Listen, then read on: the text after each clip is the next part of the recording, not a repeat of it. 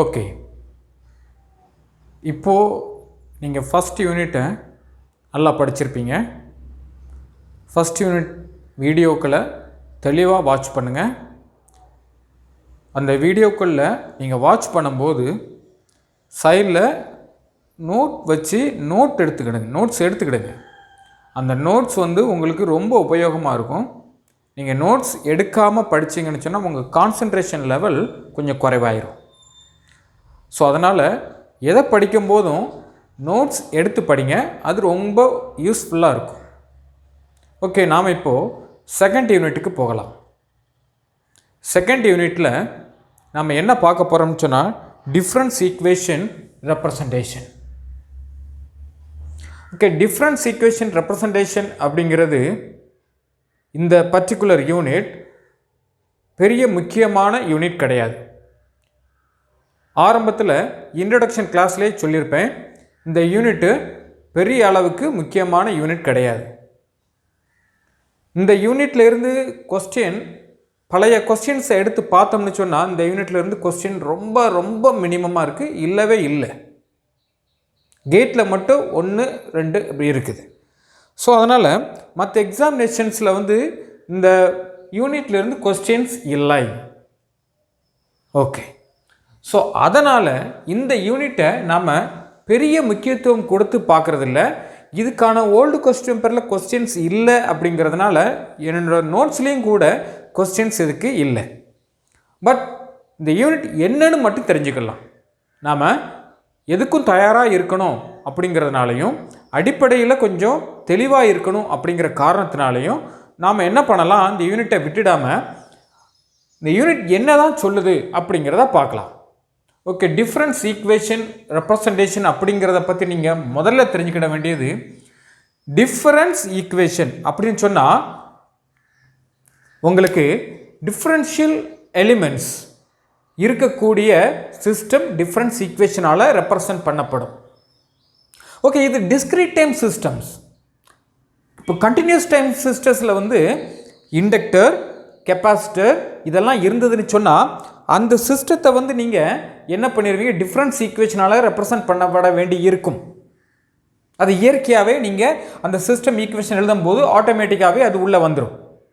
Okay, discrete time சிஸ்டத்தில் எப்படி sir எழுதுறது, அந்த மாதிரி டிஃப்ரென்ஷியல் ஈக்குவேஷன்ஸ் எப்படி மாறுது, அதை எப்படி ரெப்ரசன்ட் பண்ணுறாங்க அப்படிங்கிறதான் இந்த unit.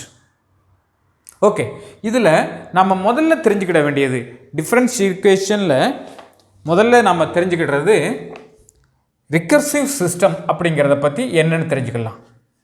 Recursive systems. Okay, recursive system அப்படின்னு சொன்னால் என்ன அப்படின்னு தெரிஞ்சுக்கிட்டோம்னு சொன்னால் நான் அதை வாசிக்கிறேன் பாருங்கள். உங்களுக்கு in general a system whose output y of n at a time n depends any number of past output values is called recursive system. பாருங்க, in contrast, if y of n depends only on a present and past inputs, such a system is called non-recursive system.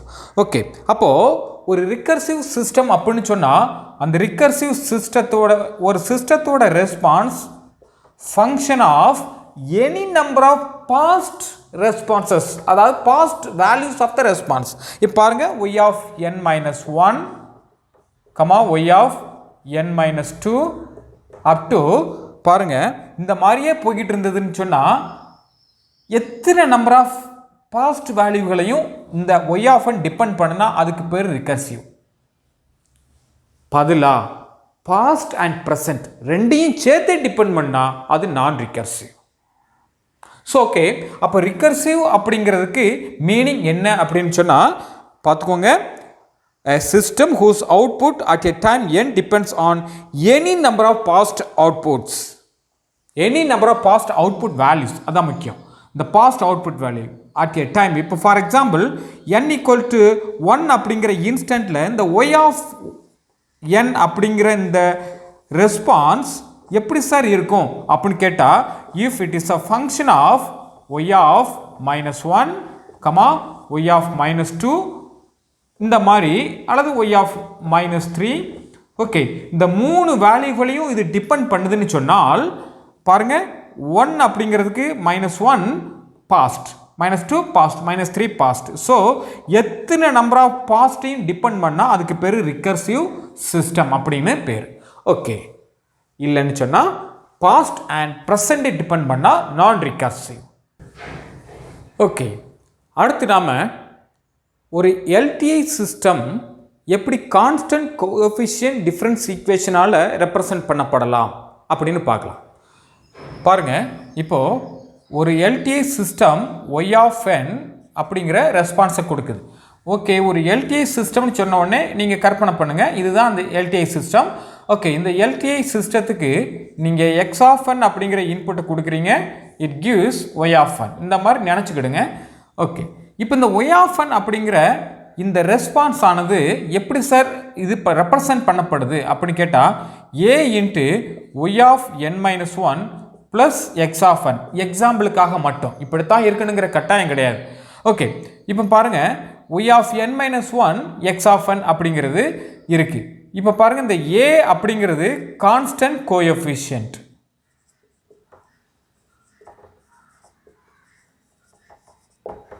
அதனால் இந்த மாதிரி ஒருவேளை a1 a2 இந்த மாதிரி நிறையா இருந்ததுன்னா a1 y of n-1, a2 y of n-2 இந்த மாதிரிலாம் இருந்ததுன்னு சொன்னால் a அப்படிங்கிறது ஒரு கான்ஸ்டன்ட் கோஎஃபிஷியன்ட், வேரியபிள் கிடையாது.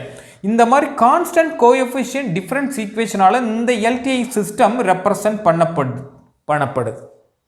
ஓகே, அப்படின்னு சொன்னால் any LTI system can be represented with a constant coefficient difference equation like this அப்படிங்கிறத நீங்கள் மைண்டில் வச்சுக்கோங்க. any LTI system can be represented by a constant coefficient difference equation.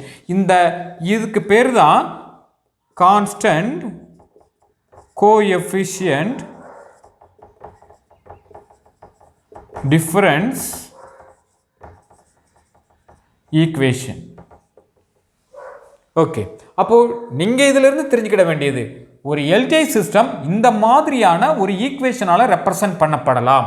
இந்த ஈக்குவேஷன் ஒய் ஆஃப் என் அப்படிங்கிற response, அதனோட past values and inputs இந்த மாதிரி combine பண்ணப்பட்டு ஒரு ஈக்குவேஷனாக ரெப்ரசன்ட் பண்ணப்படுது.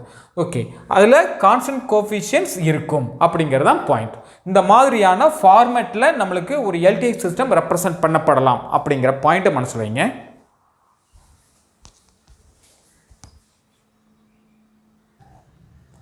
ஓகே, இப்போ நாம் response of a LTI system அப்படிங்கிறத பார்க்கலாம். ஒரு எல்டிஐ சிஸ்டத்தை கான்ஸ்டன்ட் கோஎஃபிஷியன்ட் டிஃபரன்ஸ் ஈக்குவேஷன் அப்படிங்கிற ஃபார்மேட்டில் ரெப்ரசன்ட் பண்ணப்படலாம் அப்படிங்கிறத சொன்னோம்.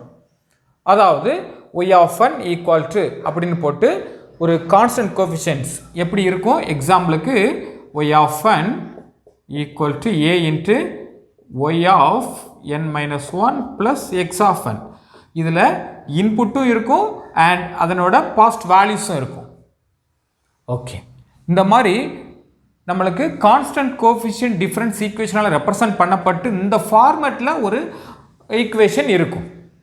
ரைட், அப்படின்னு சொன்னால் இந்த மாதிரி டிஃப்ரென்ஷியல் ஈக்குவேஷனுக்கு வந்துட்டாலே அந்த டிஃப்ரென்ஷியல் ஈக்குவேஷனுக்கு சொல்யூஷன்ஸ் இருக்கும். ஓகே, இப்போ சொல்யூஷன்ஸ் வந்து அப்புறம் பார்க்கலாம். நாம் இந்த ரெஸ்பான்ஸ் ஒய் ஆஃப் என் அப்படிங்கிறத நாம் ரெண்டு வகையில் பிரிக்க முடியும். ஒரு எல்டிஐ சிஸ்டம் இப்படி ரெப்ரசன்ட் பண்ணப்படுது. இந்த ரெப்ரசன்ட் பண்ணப்பட்ட எல்டிஐ சிஸ்டத்தோட இந்த ரெஸ்பான்ஸ் இருக்குது பாருங்கள், இதை ரெண்டாக பிரிக்கிறாங்க. எப்படி Y of N response of LTI system Y of N equal to response due to initial condition plus response due to X of என்.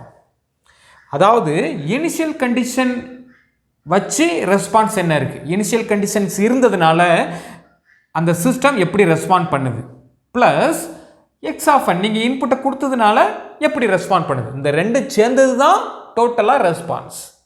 அதை எப்படி எழுதியிருக்கோங்க அப்படின்னு சொன்னால் y of N equal to 0 input response zero state response. பாருங்கள், zero input response அல்லது zero state ரெஸ்பான்ஸ்னு சொல்கிறாங்க. இந்த ரெண்டும் கம்பைன் பண்ணப்பட்டது தான் y of n. Zero input response அப்படின்னு சொன்னால் அந்த வார்த்தையிலே இருக்குது ஜீரோ இன்புட் ரெஸ்பான்ஸ். அதாவது இன்புட்டை என்ன பண்ணுறீங்க, இதில் ஜீரோ பண்ணிடுறீங்க. X of n is made zero.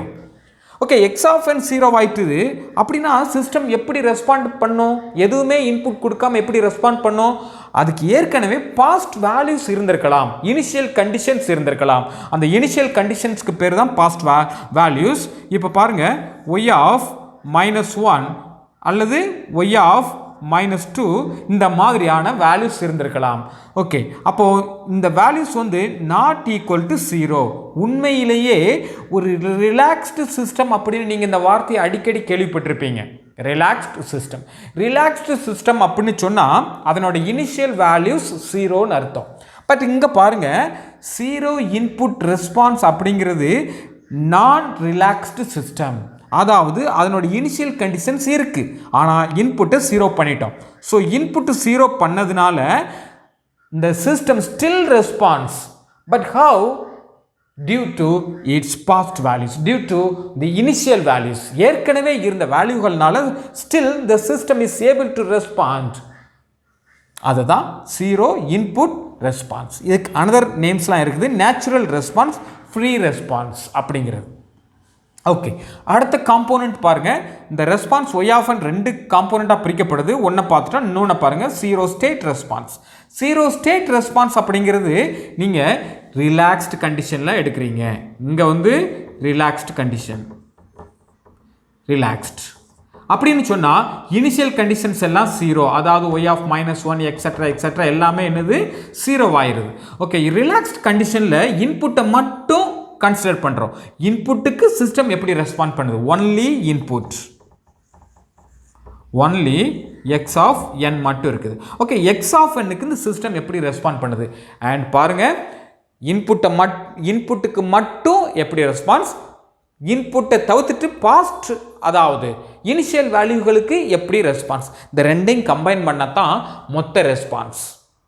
ஒரு எல்டிஐ சிஸ்டத்தோட ரெஸ்பான்ஸ் இப்படி தான் இருக்கும். The response of a LTI system இப்படி இருக்குங்கிறத நீங்கள் மைண்டில் வைங்க.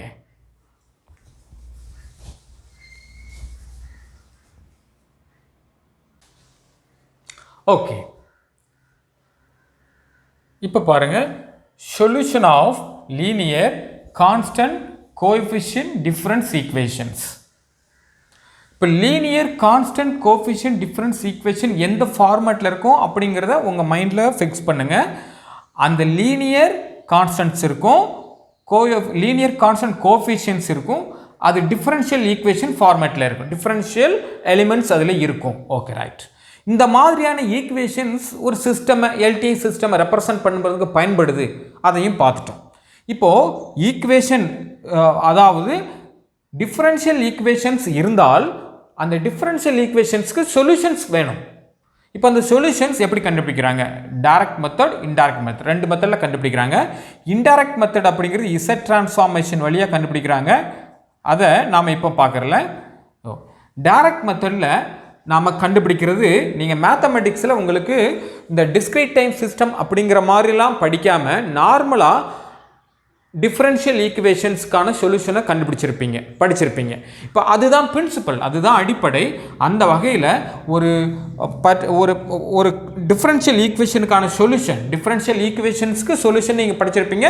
இங்கே நாம் சிஸ்டத்துக்கு டிஃபரன்ஷியல் ஈக்குவேஷன் இருக்கிறதுனால அதுக்குரிய சொல்யூஷன் அப்படின்னு பார்க்குறோம். ஓகே, டைரக்ட் மெத்தடில் எப்படி சார் கண்டுபிடிக்கிறாங்க அப்படின்னு கேட்டால், ஒய் ஆஃப் என் அப்படிங்கிற solution, y of n equation அப்படிங்கிறதுக்கான சொல்யூஷன் எப்படி இருக்குன்னு சொன்னால், homogeneous solution, homogeneous plus particular solution. ரெண்டு சொல்யூஷன் இருக்குது. அப்படி இந்த ரெண்டு கம்பைன் பண்ணால் தான் உங்களுக்கு சொல்யூஷன் கிடைக்கும். ஈக்குவேஷன் வேறு, சொல்யூஷன் வேறு. ஓகே, இப்போ ஒய் ஆஃப் என் அப்படிங்கிற இந்த சொல்யூஷன் யாருக்கு? இந்த லீனியர் கான்ஸ்டன்ட் கோஎஃபிஷியன்ட் டிஃபரன்ஷியல் ஈக்குவேஷன்ஸ்க்கான solution y of n has two parts. One is homogeneous part, another one is particular part. The homogeneous இன்னொரு பேர் ஒன்று காம்ப்ளிமெண்டரி ஃபங்க்ஷன். நீங்கள் கேள்விப்பட்டிருப்பீங்க காம்ப்ளிமெண்ட்ரி ஃபங்க்ஷன், பர்டிகுலர் இன்டெக்ரல் அப்படின்னு கேள்விப்பட்டிருப்பீங்க. அந்த மாதிரியானதான். ஸோ ஹோமோஜீனியஸ் சொல்யூஷனுக்கு இன்னொரு பேர் காம்ப்ளிமெண்ட்ரி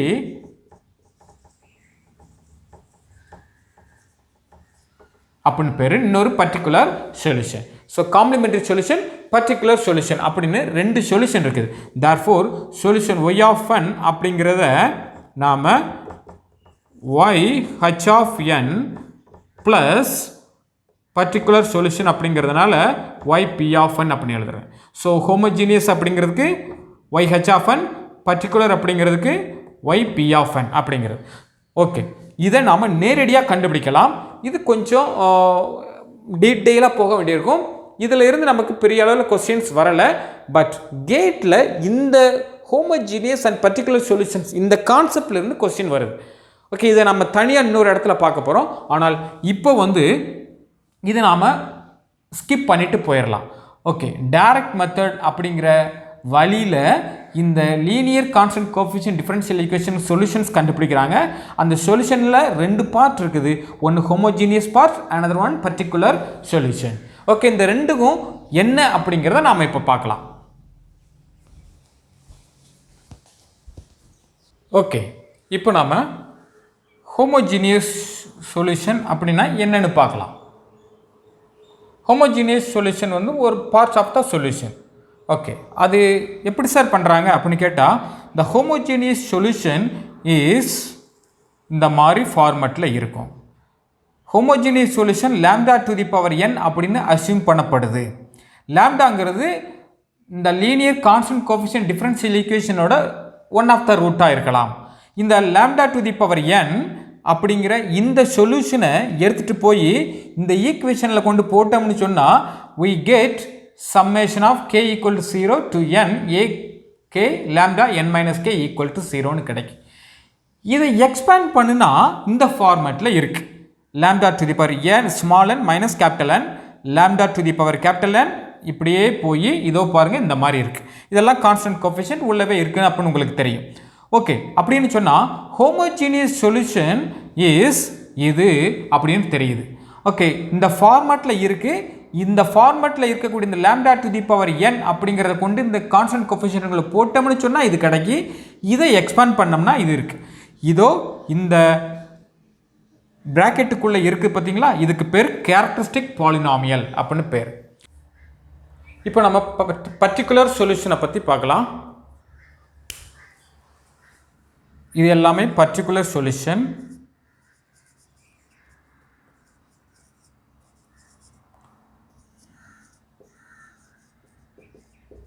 ஓகே, பர்டிகுலர் சொல்யூஷன் எப்படி சார் இருக்குது அப்படின்னு கேட்டால் பாருங்கள், இன்புட் கொடுக்குறோம். பர்டிகுலர் சொல்யூஷன் எப்படி இருக்குது, இதில் இன்னும் ரெண்டு இருக்குது. நீங்கள் நோட்ஸை பார்த்து அதை தெரிஞ்சுக்கிடுங்க. இன்புட் இந்த ஃபார்மேட்டில் இருந்ததுன்னா வெறும் கான்ஸ்டன்ட் தான் சார் இன்புட். அதாவது வெறுமன ஒரு கான்ஸ்டன்ட் வேல்யூ மட்டும்தான், டிசி சிக்னல் மாதிரி ஒரு கான்ஸ்டன்ட் இருந்ததுன்னா அதுக்கு அவுட்புட் எப்படி இருக்கும், பர்டிகுலர் சொல்யூஷன் எப்படி இருக்குன்னா வெறும் கே அப்படின்னு மட்டும் இருக்கும். இந்த கே வேல்யூ எஸ்டிமேட் பண்ணணும். அதுக்கப்புறம் இந்த கே வேல்யூவை கொண்டு இந்த கோஎஃபிஷியன்ட் இந்த ஈக்குவேஷனில் கொண்டு போட்டோம்னு சொன்னால் கே வேல்யூ எஸ்டிமேட் பண்ணப்படலாம். ஓகே, எனிவே அடுத்து பாருங்கள், a into m to the power n இந்த மாதிரியான ஒரு ஃபார்மேட்டில் இருந்திருந்தால் இந்த ஃபார்மேட்டில் நம்மளுக்கு பர்டிகுலர் சொல்யூஷன் வரும்.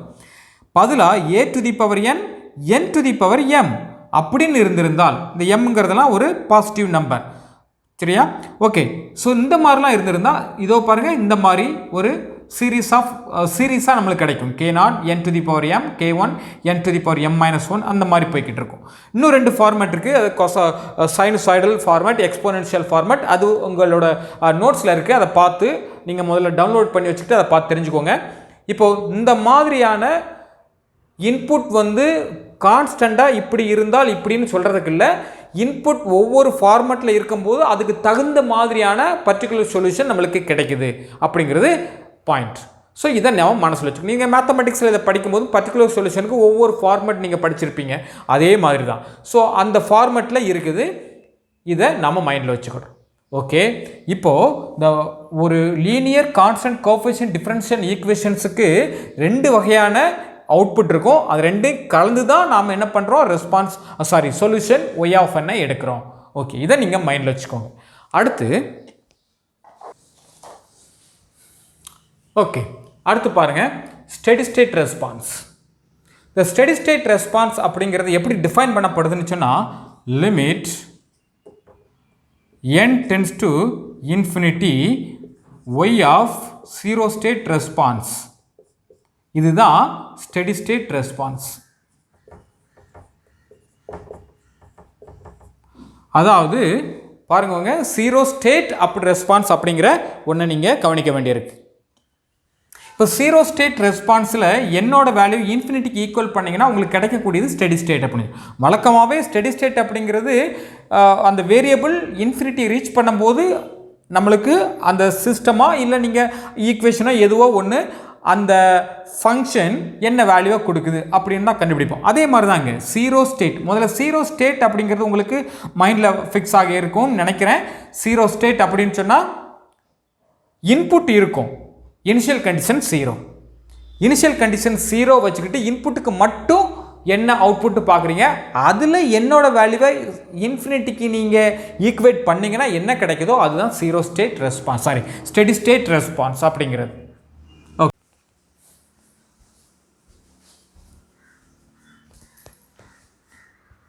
ஓகே, நெக்ஸ்ட் இதில் impulse response of LTI recursive system. Recursive system அப்படின்னு சொன்னால் உங்களுக்கு தெரியும், எனி நம்பர் ஆஃப் பாஸ்ட் வேல்யூஸை மட்டும் டிபெண்ட் பண்ணால் அது ரிகர்சிவ் சிஸ்டம். ஓகே, அந்த ரிகர்சிவ் சிஸ்டமாக இருக்கிற பட்சத்தில் ரெஸ்பான்ஸ் எப்படி சார், இம்பல்ஸ் ரெஸ்பான்ஸ் எப்படி சார் இருக்கும்? அது வேறு எதுவுமே கிடையாது, ஜீரோ ஸ்டேட் ரெஸ்பான்ஸ் தான். ஜீரோ ஸ்டேட் ரெஸ்பான்ஸோட வேல்யூ என்னவோ அதுதான், அல்லது ஜீரோ ஸ்டேட் ரெஸ்பான்ஸ் என்னவோ அதுதான் impulse response of that LTI system. அடுத்து பாருங்கள் ஸ்டெபிலிட்டி ஆஃப் ஐஏஆர் சிஸ்டம். இதுக்கு ஒரு முக்கியமான பாயிண்ட், இதை நீங்கள் மனசில் எப்பவுமே வச்சுக்கணும். ஒரு ஐஏஆர் சிஸ்டத்தோட ஸ்டெபிலிட்டி எப்படி சார் இருக்கும் அப்படின்னு கேட்டால் அதுக்கான கண்டிஷன் என்ன? All roots of the characteristic polynomial must be less than or equal to 1. Must be less than, அதான் முக்கியம். மஸ்ட் பி லெஸ் தென் அப்படிங்கிறதே correct. Must be less than 1. So அதனோட இந்த ரூட்ஸோட மேக்னட்யூட் எல்லாம் லெஸ் தேன் 1ஆகவே இருக்கணும் அப்படிங்கிறதான் ஒரு ஐஏஆர் சிஸ்டம் ஸ்டேபிளாக இருக்கணுங்கிற கூறிய கண்டிஷன். ஓகே, இதுதான், இதோடு நாம் முடிச்சுக்கலாம். இதுதான் நாம் சிம்பிளிஃபை பண்ணி எடுக்கப்பட்ட செகண்ட் யூனிட். ரொம்ப சிம்பிளிஃபை பண்ணியிருக்கேன்.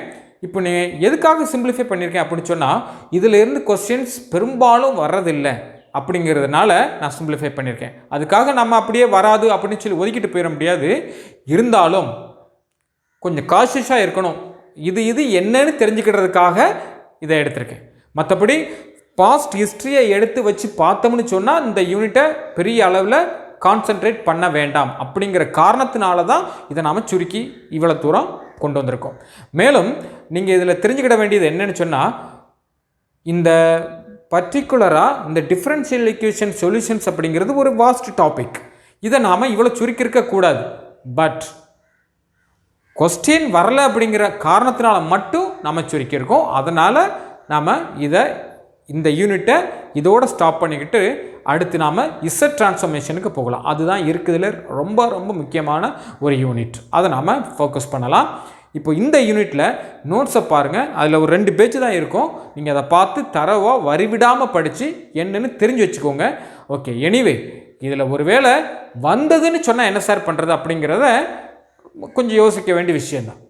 பட் இந்த முடிவுக்கு காரணம் நாம் பழைய கொஸ்டின்களில் பேட்டர்ன் எடுத்து பார்த்தோம்னு சொன்னால் இதில் கொஸ்டின் வரலை அப்படிங்கிற காரணத்தினால மட்டும் நாம் நிறுத்திக்கிடுறோம்.